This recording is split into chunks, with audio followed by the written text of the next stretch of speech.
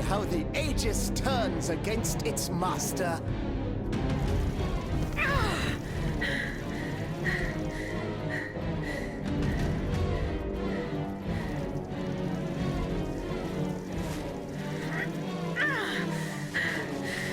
You are not my master, tyrant! You never were! I am quite happy to concede this point, but what about the Count? Have you forgotten that he gave you life and whispered the order that animates you? Look how he runs, the coward! Do you understand what he has in mind? La pauvre enfant, sleeping so sweetly, she won't be dreaming for long now! Croissant! Athenais!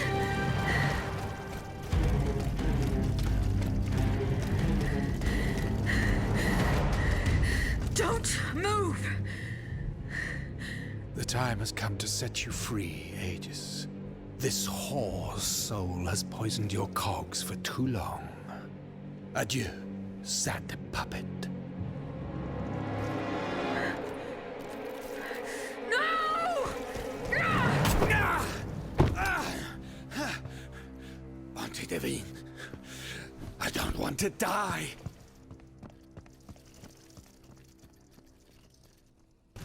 Athenais. The sun is rising, and you have slept for far too long. The beauty of this world longs for you, just as you long for its light. For you are like the flowers that open in the morning. I know you, mon ami. We loved each other. Vous en souvient-il? You gave me your heart. So please, let me give you mine today. Vivez heureuse, Athenais. For it is happily that I leave this world.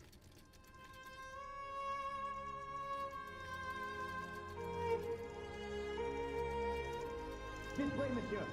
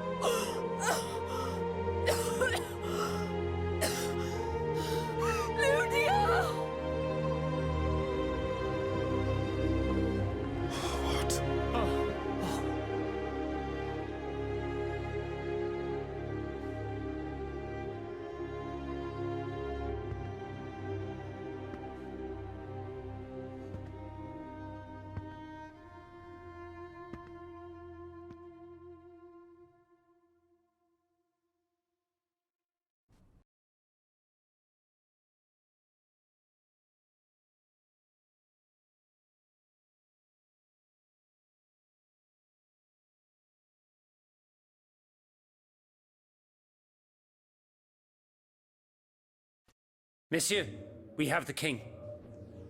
It is now up to us to wield his scepter. In this trying time, crucial decisions must be made without delay. First and foremost, we must take back Paris. And how do we do that, mon Dieu? There are automats everywhere, and they are constantly regenerated by their crimes.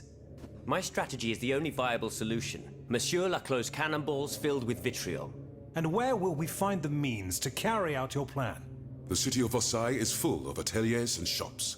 Moreover, as far as we have been able to see, the king's army has barely been deployed there.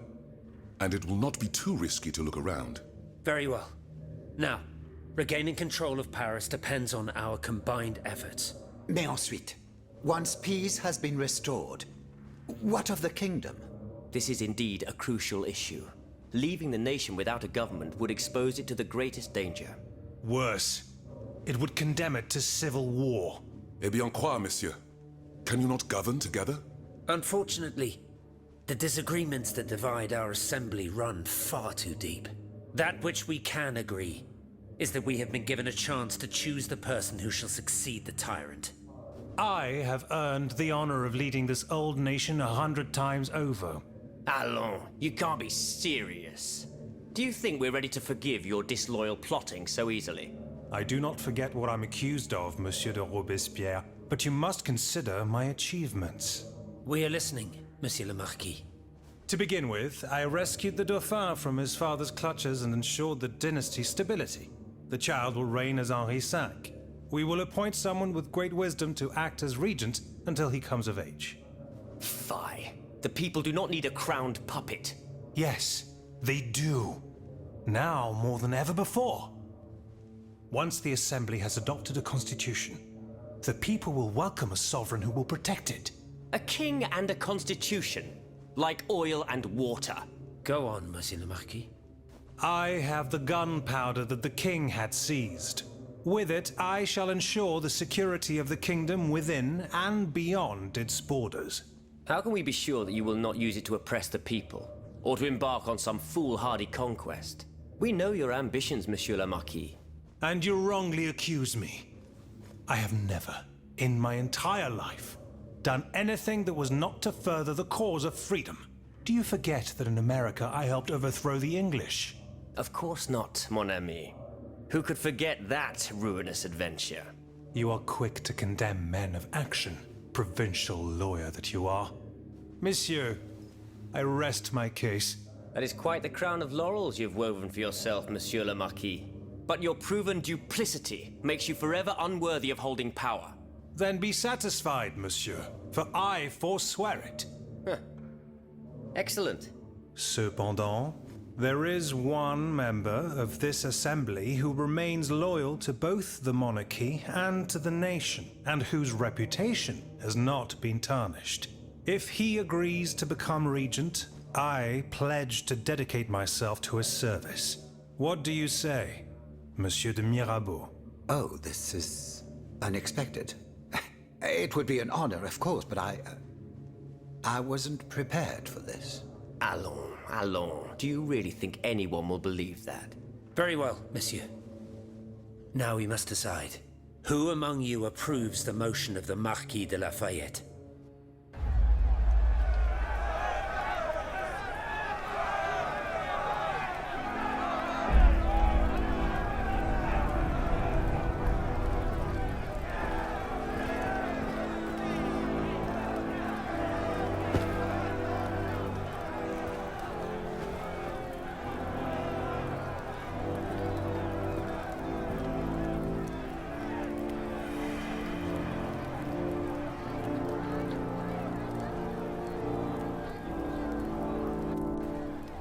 The court bows before the Comte de Mirabeau, Régent du Royaume de France.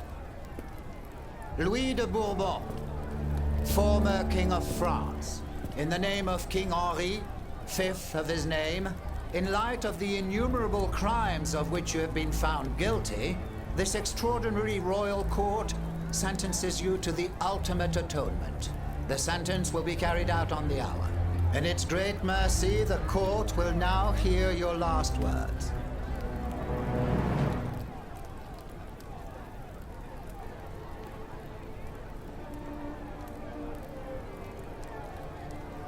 My loyal subject, since you must lead a lamb to the altar, since you must offer a sacrifice to this new France that you intend to found, I will be that sacrifice. How dreadful this world is, where beauty is doomed to fade and flesh decays. I found no consolation in this world. I vainly thought I was giving our souls the gift of immortality beyond our mortal bodies. The Grim Reaper was my sworn enemy. Influenced by the most awful of men, I believed that the genius of machinery could overcome death itself. Alas, I have lost this fight, and am branded with a mark of murderer. Life, even more than the crown, was heavy for me to bear. I have suffered too long under the thumb of nature, which I despised. As a child, I saw my older brother die. I lost my father in the prime of his life, and then my mother, who was even younger.